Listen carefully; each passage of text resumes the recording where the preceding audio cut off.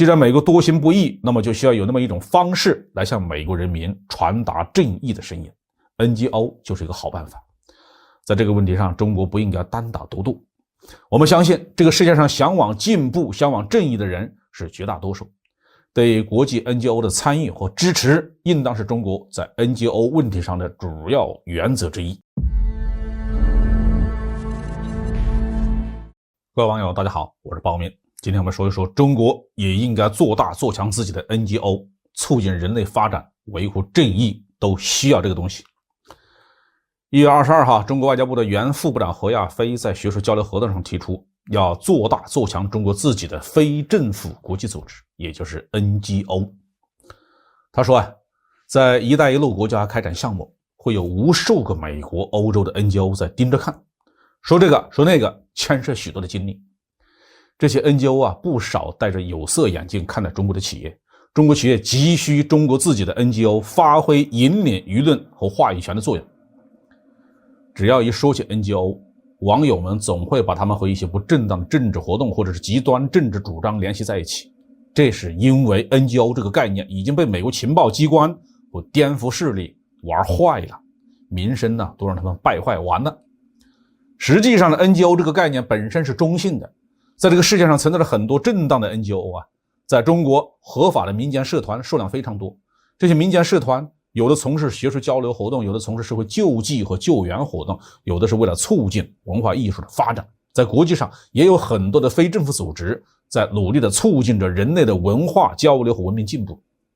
但是因为美国的颠覆势力利用 NGO 这种形式来达到它丑恶的目的，才给 NGO 蒙上了一层阴影。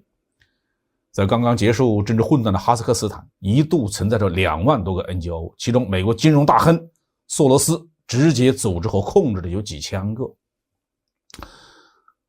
大家可能感到很奇怪索罗斯就算是个亿万富翁，他的钱也不是无穷无尽的，怎么能够支持得起这么多的 NGO 呢？我们都记得一句辩证法的名言，事物的外因总是通过内因起作用。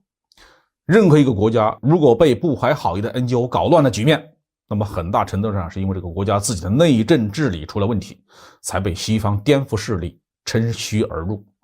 最近10多年来发生的阿拉伯事件和很多国家的政治乱局，包括我们中国的香港，都是因为他们的内政治理存在着很严重的缺陷，是相当大的一部分社会成员面临着生活上的困境，甚至连吃饭都成了问题。在这种情况下，西方颠覆势力所组织的 NGO 只要拿出一点点钱来，就可以鼓动很多的人上街闹事儿，把政局搞乱。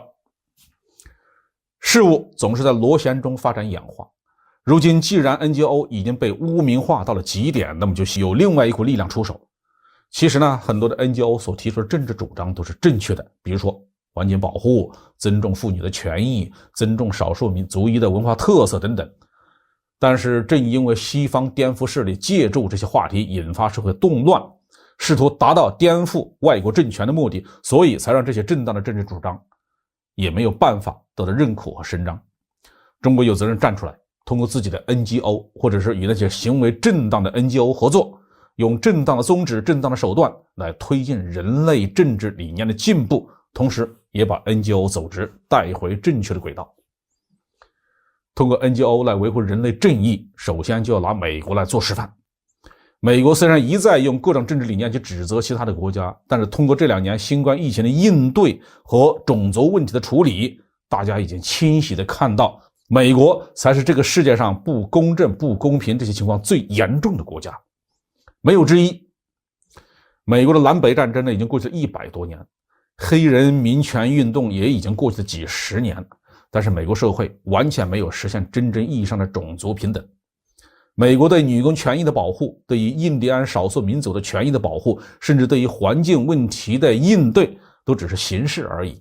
是统治集团拿来指责其他的国家，甚至发动制裁和禁运的借口。这种口是心非的受害者不仅仅是其他的国家，更是每个普通人自己，尤其是美国的穷人。既然美国多行不义，那么就需要有那么一种方式来向美国人民传达正义的声音。NGO 就是一个好办法。在这个问题上，中国不应该单打独斗。我们相信这个世界上向往进步、向往正义的人是绝大多数。